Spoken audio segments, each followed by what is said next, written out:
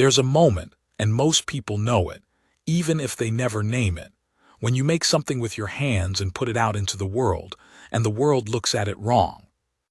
Not mean, not cruel, just wrong. Like they're seeing the surface and missing the whole thing underneath. I've watched men ride into battle without flinching. I've seen Apache women bury their children without a sound because silence was all they had left. I've tracked storms across the Llano Estacado and slept in the dirt with nothing but a saddle blanket between me and the cold. But I'll tell you something I didn't expect to carry with me the rest of my days, and it's this. A quilt, hung crooked on a rail fence at the edge of a church gathering in late October, colors that didn't match by anyone's measure. Stitching that wandered like a creek, finding its own path. And a woman standing 10 feet back from it, arms folded, face still, watching people walk past it the way you walk past a stray dog you've already decided not to feed. I almost walked past it too. I almost missed the whole thing. I keep a log, have since the war, not the big war, the one everybody remembers, but a smaller, uglier one that nobody put a name to. Just skirmishes along the territorial line, dust and blood and men who went home different or didn't go home at all. My captain told me once that if I kept writing things down, I'd eventually write my way to understanding them. 14 years later, I'm still writing. Still waiting. My name is Calvin Prout.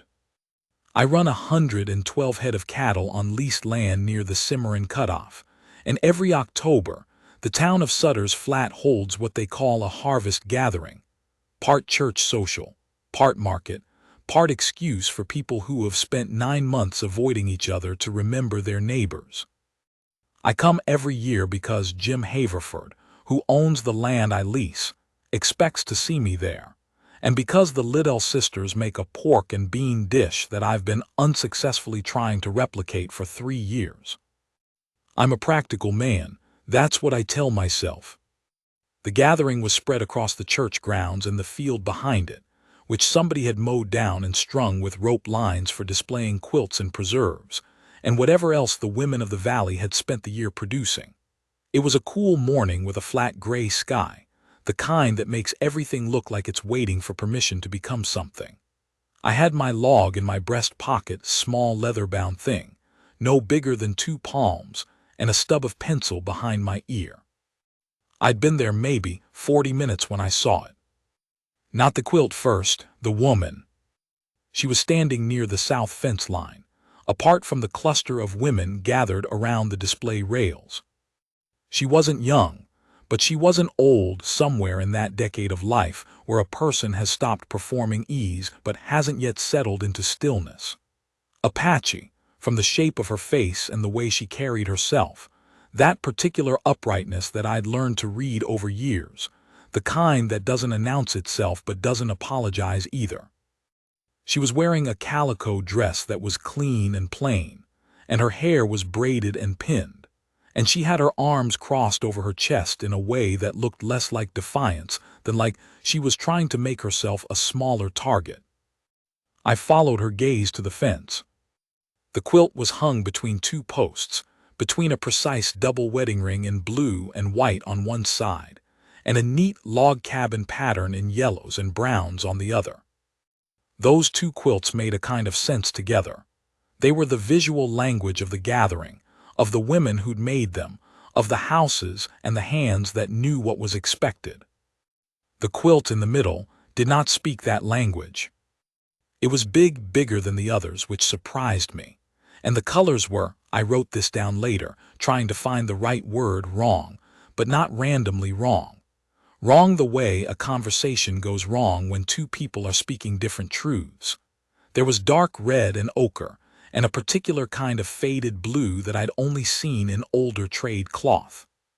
The pattern was geometric in places, and then suddenly not long strips that seemed to be going somewhere and then turned, or ended, or folded back. The stitching was tight in some sections and loose in others, not from carelessness, but from something else I couldn't name yet. 3 women walked past it without stopping. A 4th one slowed, tilted her head and said something to the woman beside her. They both smiled, not unkindly, but the smile you give when something surprises you wrong. The woman by the fence didn't move, but her jaw tightened just slightly, just once. I wrote that down, jaw tightened. I don't know why I noted it, I just knew it meant something. Her name, I found out from Martha Haverford, was Dina Runningwaiter. She'd come to Sutter's Flat 3 years ago with her husband, a mixed-blood man named Thomas who'd worked for the telegraph line until a thrown horse ended that career. He'd found work at the grain mill. They lived at the east edge of town, kept to themselves mostly, were received with that particular brand of frontier courtesy that means, we'll trade with you, we'll nod at you on the street, and we'll make sure our children understand the difference. She's been working on that quilt since last winter, Martha told me, not unkindly. Thomas told Jim it's the first time she's entered anything in the gathering. What's the pattern? I asked. Martha considered. I don't think it has one, not one I recognize. I went back and stood in front of it. Up close it was different. Most things are, but this was dramatically different. The stitching that looked loose from a distance was actually a second kind of stitch, a running pattern that sat beneath the surface pattern like a conversation happening underneath the main one. The geometric sections, I realized, were deliberate corners and angles that in a patchy beadwork I'd seen carried meaning, carried place, carried the name of something. And the colors weren't random. They were arranged. The dark red sat always against the ochre in a particular relationship. The faded blue appeared only at borders. I was not an expert. I want to be clear about that. I was a cattleman with a log book and a bad habit of looking too closely at things. But I knew, standing there, that this quilt had a grammar. I just didn't speak it. By midday, the laughter had started. Not loud, not pointed, more like a current running through the gathering, the way water finds its own level. I heard the words patchwork puzzle twice. Once I heard someone say, "Bless her heart, she tried." I wrote that one down too. Bless her heart. 3 words that, in the mouth of a frontier woman at a church social, mean almost exactly the opposite of what they say. Dina Runningwaiter had moved from the fence to a table near the food, where she was helping serve. Her face was composed in the way that faces are when they've decided not to be anything visible. She ladled beans and sliced bread and said, "You're welcome," when people said thank you, and didn't look at the south fence. Her husband Thomas came and stood near her for a while. He didn't say anything, just stood there close enough that their arms nearly touched. That was all. I noted it. He stood near her. Sometimes that's what love looks like when there's nothing left to fix. I watched a man named Harold Kessler, who ran the feed store and had opinions about everything, walk slowly down the line of quilts, stop in front of Dina's, stare at it for a long moment, and then turn to his wife and say something that made her laugh into her hand. I put down the pork and bean dish I'd been eating. I walked to the south fence. I didn't have a plan. I want to be honest about that, because I have a tendency in the log to make myself sound more deliberate than I am.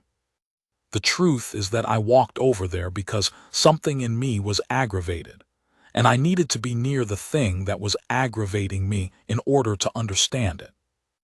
I stood in front of the quilt for a long time, 10 minutes, maybe more. Martha Haverford walked by and gave me a curious look. I ignored it.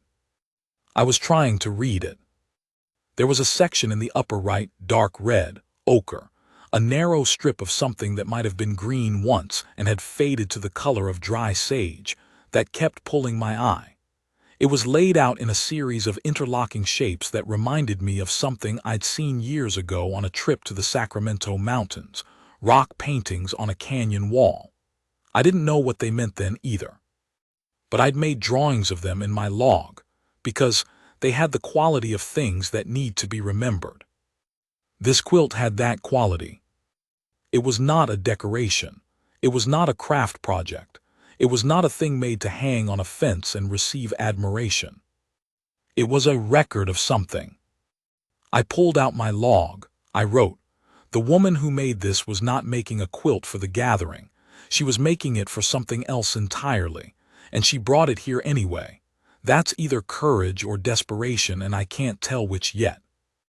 A woman named Edna Price, who organized the display every year, appeared at my elbow. "Are you judging it, Calvin?" "No," I said. "Then what are you doing?" I thought about it, trying to figure out what I'm looking at. Edna made a small sound. "Well, it's certainly original."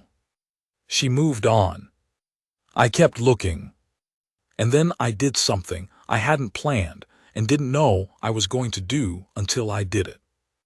I reached out and touched the edge of the quilt, the border, where the faded blue ran in its careful line. It was soft in the way that things are when they've been worked and handled and held. Not soft from newness, soft from meaning. I pulled out my pencil. In my log, I wrote down 3 words. I tore that page out carefully, folded it, and walked over to where Dina running waiter was still serving at the food table. She saw me coming. Most people who have had to be careful for a long time develop that particular alertness, the slight adjustment of stance, the way the eyes sharpen without the face changing. I'd seen it in Apache men and women before.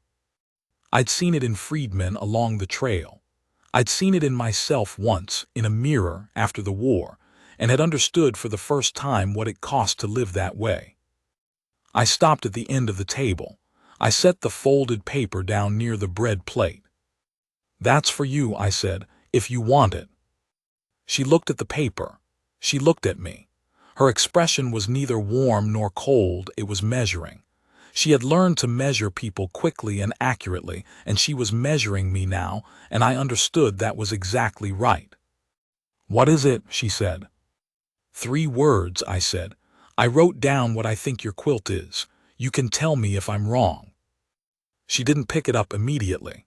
She kept looking at me for another long moment.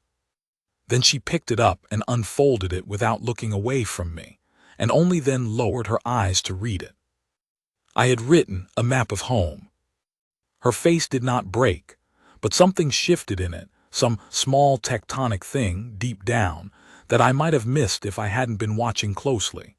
Her chin came up just slightly. Her lips pressed together in a way that wasn't about keeping something in so much as it was about holding something steady. She refolded the paper. She put it in her apron pocket. She didn't say anything. She picked up the ladle and served the next person in line. I stood there one more moment, then walked away. I went back to the south fence. I stood in front of the quilt and looked at it some more, and I thought about maps and the places they lead back to, and about things made not for admiration but for remembering. And I thought about the fact that she'd put it in her pocket. That felt like something, I wasn't sure what yet. I wrote it down. She put it in her pocket. The gathering went on around me. Harold Kessler made another joke. Somebody's child knocked over a jar of preserves. The gray sky decided, eventually, not to rain. The quilt hung between its 2 polished, comprehensible neighbors, saying things nobody there had the ears for. Except maybe one man with a pencil stub and a log book, and too much time spent looking at things that didn't explain themselves. Maybe. 3 days after the gathering, I rode out to check the east fence line of Haverford's property, which ran along a dry creek bed about a 1/4 mile from the edge of town. It was cold enough now to see your breath. The cattle had moved south toward the shelter of the cedar breaks, which meant I spent most of the morning alone with the sound of my horse and the creak of frozen grass under his feet. I had the log out during the midday stop, writing notes about the fence condition and trying not to think about the quilt. I'd been doing that for 3 days, trying not to think about the quilt, which meant I was thinking about it constantly. The thing that kept returning to me was the stitching beneath the stitching, that second layer of running pattern. In my years along the territorial line, I'd known enough Apache men and women to understand, or begin to understand, that their visual language worked differently than mine. That a bead pattern or a painted mark or a woven design could hold information the way a letter holds information, except that a letter can be opened by anyone who knows the alphabet. This other kind of record requires a different kind of literacy. I didn't have it, but I recognized that a literacy existed. I was 3 notes into a page about this when I heard a horse coming along the creek bed. Thomas, running waiter, pulled up at the edge of the dry bank. He was a lean, careful-looking man with the particular expression of someone who has learned to introduce himself as unthreatening before the world decides what he is. He wore a battered work coat and a hat that had been through weather.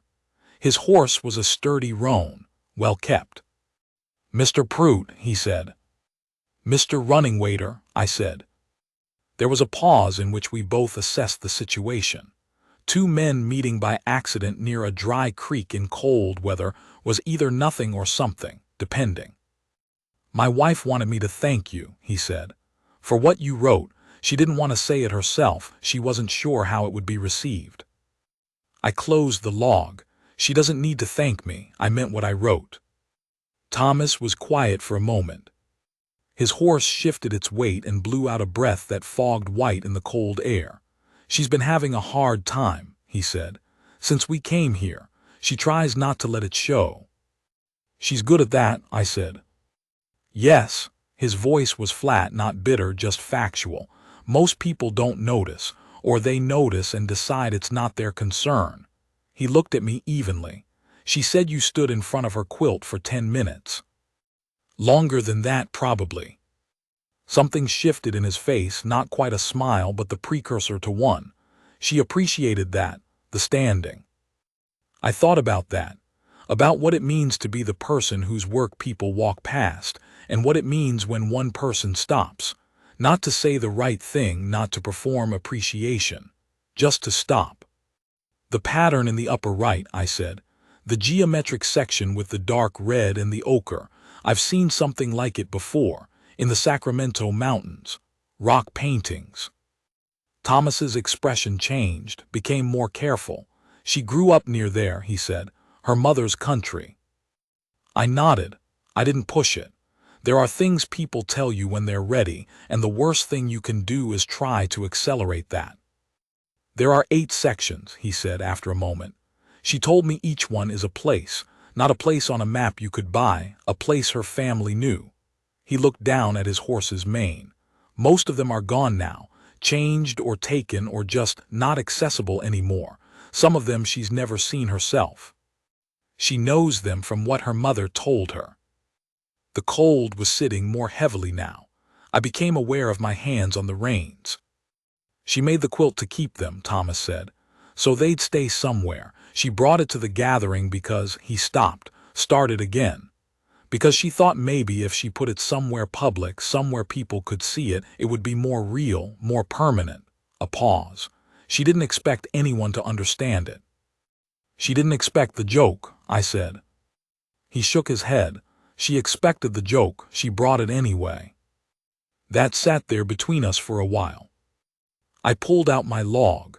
I didn't write anything, I just held it, which is something I do when I'm trying to understand something my brain hasn't caught up to yet. Thomas watched me without comment. He was the kind of man who let silences be silences. "Would she talk to me?" I asked. "About the quilt, about the places?" He considered. "Probably not." "Probably or no?" "Probably," he said. "Dina decides things for herself, but she noticed you, Mr. Prout. That means something coming from her." He turned his horse and rode back along the creek bed. I sat there for a while in the cold, alone again. I wrote 8 sections, 8 places, some of them only in memory now. She built a quilt to hold them. What do you call a record made from cloth and thread? What do you call it when the person who reads it isn't who you made it for? I didn't have an answer. I wrote the question anyway. She found me. I want to be precise about that, because I think it matters. I did not go looking for Dina Running Waiter. I had decided, after speaking with Thomas, that pushing further would be wrong, that I'd already done the thing I could do, which was to stop and to see, and that anything more would be intrusion dressed up as interest. So I was surprised, a week later, when she appeared at the fence line of the pasture where I was working, horseback, with a cloth-wrapped bundle across her saddle. She didn't announce herself. She just appeared, the way people do when they know how to move through country without making noise, and she waited at the fence until I looked up from what I was doing and walked over. "I brought it," she said. The bundle was the quilt, folded tight. I looked at her. She was watching me with that measuring quality again, but something in it had shifted since the gathering. It was still careful. It was less armored. "You don't have to explain it to me," I said. "I don't expect that." "I know," she held out the bundle, "but I want you to have it while you look at it. I want someone to look at it who's trying to read it." I took it from her. It was heavier than I expected. She swung down from her horse and tied it to the fence post. Then she came to stand beside me, and she took one edge of the quilt and unfolded it across the top rail, carefully, the way you handle something that matters, until it was spread between us in the cold November light. And she started to talk. Not continuously, not like a lecture or an explanation. More like she was handing me pieces, and I was taking them, and neither of us was pretending the whole picture was going to be visible by the end. The section in the upper right, the one I'd noticed, was a canyon in her mother's memory that had a name in Western Apache that translated, roughly, as the place where water decides. It was a junction, a confluence. Her mother had described it so many times that Dina could see it without ever having been there. The way the rock changed color in the afternoon, the particular green of the water in wet years. "She's been gone 11 years, Dina said. She didn't say her mother, she didn't have to." "I'm sorry," I said. She nodded, not accepting the sympathy, just acknowledging it, the way you acknowledge weather. The long strips that wandered and turned, those were trails. Not the obvious ones, not the ones that ended up on the territorial maps. The ones that her family had known, that had been how you moved through that country for longer than anyone in Sutter's Flat could imagine. She'd stitched them as she remembered them being described, and where memory failed, she'd let the thread wander and find its own way, because that felt more honest. "Some of the gatherings put prizes on the ones that are most perfect," she said. She wasn't looking at the quilt. She was looking at the far pasture, most regular, most matching. "Yes," I said. My mother would have laughed at that. She said it without bitterness, just fact. She said the things that look most alike are usually the ones with the least to say. I wrote that down later, word for word from memory. The section in the lower left, the one with the faded blue I'd touched, was a water source, a spring, still existing, she thought, but inside a boundary now, fenced. She'd used trade cloth for that section, cloth that was older than the quilt that her mother had kept folded in a parfleche box. She'd cut it to use because she wanted something of that age in there, something real. "When I cut it," she said, "I cried, first time in a while."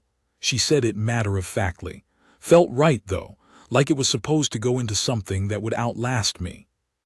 She was quiet for a moment. "The people at the gathering," she said. "They weren't wrong, exactly.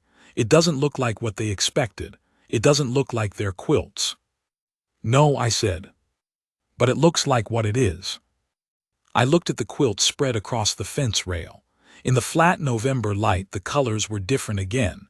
The dark red had more depth to it. The ochre was almost warm. The faded blue at the border ran its careful line. "A map of home," I said. She turned and looked at me, full on, which she hadn't quite done before. Her eyes were dark and level and not soft exactly, but not defended either. Something in between. "Yes," she said, "that's it. That's what I was trying to say."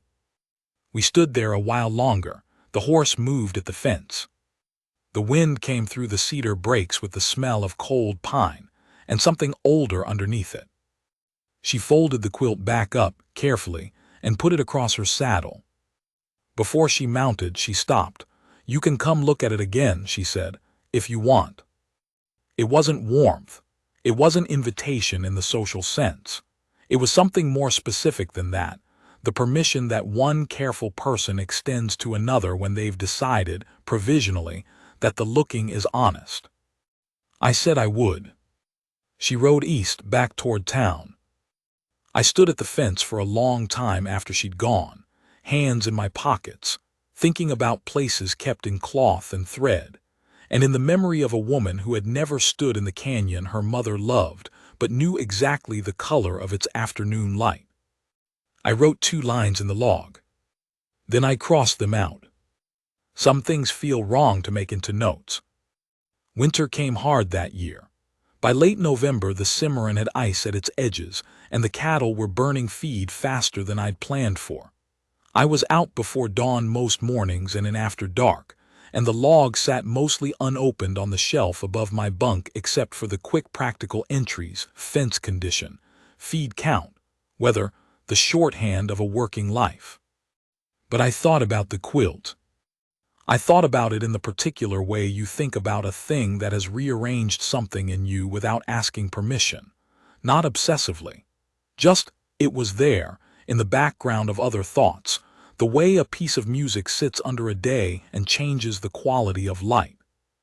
I'd been back once to look at it. Dina had brought it out and spread it across the same fence rail, and we'd stood in the cold without talking much. She'd pointed to a section I'd missed before, a small cluster of stitching in the interior that she said was a camp her grandfather's family had used in winter, a specific bend in a creek that caught the southern light and held enough warmth to matter in January. She'd told me the Apache word for it, and then explained that there wasn't a clean English equivalent. It was something like the warmth that finds you, but that wasn't quite it either. I'd written it down phonetically in the log. I couldn't speak it right, but I could look at it. She'd started telling me about the people and the places. Not just the geography, the relatives, the seasons, the names of things. She told it plainly, the way someone tells you something important when they've decided you won't use it wrong. I listened. I didn't try to match it with anything I knew. I just took it. At some point during those visits, Thomas started appearing at the edge of the yard, not joining us but not staying away, just close enough that if something needed redirecting, he was there. I understood that. I appreciated the honesty of it. The question of the quilt's public fate had been sitting in me since October. At the gathering, Edna Price had come to me afterward. I hadn't written this down, but I hadn't forgotten it, and said, with the best intentions, that Dina's quilt was charming in its way, but that she hoped next year Dina might consider something a little more accessible. I'd said something noncommittal. I'd regretted it immediately.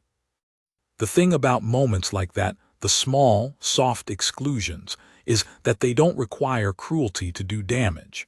They just require enough people deciding, quietly and with good intentions, that a thing doesn't belong in the conversation they're already having.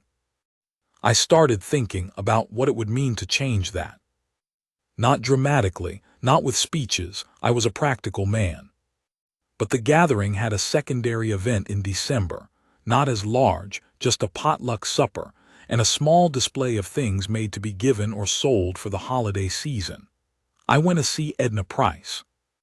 I'd like to request that Dina Runningwaiter's quilt be displayed at the December supper, I said. Edna's eyebrows went up. It already had its showing at the gathering. I know, I'm requesting it again. She studied me. Calvin, I'm not sure it's quite the right fit for. Edna, I said, I'm going to display it. Either the committee puts it up properly, or I nail a board to the wall myself and hang it there. I'd prefer the first option, but I'm flexible. It was the most direct I'd been with anyone in a considerable while. It surprised me as much as it surprised her. She said she'd see what could be arranged. I went to see Dina before the supper. I rode over in the early evening, and Thomas answered the door and looked at me for a moment and then stepped aside without comment, which I took as the particular kind of quiet approval that careful men extend when they've made a decision about someone. The inside of their house was clean and warm, with the particular quality of a space where things are looked after without being showy about it. A lamp on the table, a braided rug. On the wall near the window, a small framed drawing, not quite a painting, done in charcoal or something like it, of a canyon. Not a famous canyon, a particular one. The quilt was draped over a chest near the back wall. Dina was seated at the table. She watched me come in with her measuring look, but it had loosened further since the gathering. We'd built something over those winter conversations, not friendship exactly, not yet. More like the beginning of a grammar between two people who speak differently. "I want to ask you something," I said, "about the December supper." I told her about my conversation with Edna. Her expression stayed level through all of it, but at the end there was that small tectonic shift again, the one I'd learned to watch for: chin up, lips pressed, something holding steady underneath. "You don't have to," she said. "I know. People will still." "I know," I said. "Some of them will, but some of them will stop and look because they saw me stop and look, and they'll wonder what I saw. And maybe one of them will see it." I paused. "That's how it starts." She was quiet for a long moment. Thomas was at the counter, and I was aware of him listening without appearing to. "Why?" she asked, not suspiciously, genuinely. I thought about it. I thought about the log, and about writing things down, and about my captain's theory that you could eventually write your way to understanding. I thought about a canyon that caught the southern light in January. I thought about 8 sections and 8 places, and a woman who cut her mother's cloth to make something permanent. "Because it's the best thing I saw all year," I said. "And I spent the whole year looking." The December supper was a small affair. 20, 30 people. The church hall lit with oil lamps, tables of food, a corner display of handwork. Edna had, with whatever internal reckoning that required, arranged for the quilt to be given a proper display. A full wall panel, rehung with care, with enough space around it that you couldn't ignore it the way you could ignore something crowded at a fence line. I arrived early enough to see it hung. In the lamplight, it was different again. The dark red was almost amber. The trade cloth blue at the border caught the light and held it. I stood back and looked at it the way I'd stood back at the gathering, and I thought, yes, that's still it. Dina and Thomas arrived together later. She came through the door and saw the wall and stopped, just for a moment, just one breath's worth of stopped, and then continued moving. But Thomas glanced at me across the room and gave me a nod that was small and complete. I noted it mentally, didn't write it down. Harold Kessler was there. He walked past the quilt twice before he slowed on the third pass. I was nearby, not watching him directly, eating something from a plate and talking to Jim Haverford about the spring lease. But I had him in the corner of my vision, and I watched him stop. He cocked his head. He looked at it for longer than he'd looked at anything at the October gathering. He didn't understand it, I could see that. But something in him recognized that he didn't understand it, which is not nothing. It's actually a significant thing, the recognition of a literacy you don't have. He moved on without saying anything. Later in the evening, a woman I didn't recognize, she must have come in from one of the outlying ranches, stood in front of the quilt for a long time. She was older, with the look of someone who'd weathered a particular kind of life. Eventually she called over to Dina. She asked what the section in the lower left was made from, and Dina told her about the trade cloth, and the woman nodded once slowly, like something had confirmed itself. "How long did it take you?" the woman asked. "All of last winter," Dina said, "and part of the spring." The woman nodded again. She touched the edge of the border, the blue, the way I had, and then she moved on without another word. But I saw Dina watch her go, and I saw what was in her face in that moment. Not triumph, not vindication. Something quieter than that, something that was about being real. By the end of the evening, I was standing with my back against the far wall, half my attention on Jim Haverford's thoughts about the spring grazing situation and half on the room, and Edna Price came to stand beside me with her hands folded and looked at the quilt on the wall. "You're very invested in that thing," she said. "I am.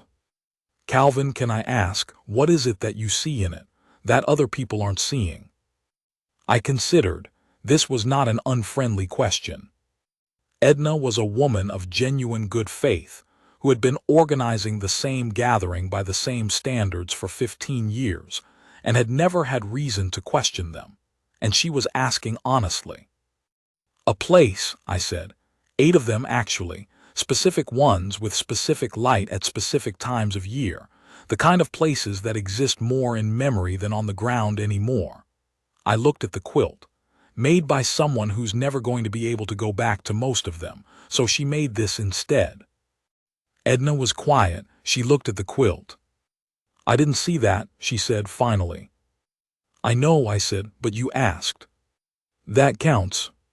She thought about that for a while, and then she went back to managing the supper, and I stood there and watched the room, and the quilt hung on the wall in the lamplight saying things in a language most of the room didn't speak. But not all of it. Not anymore.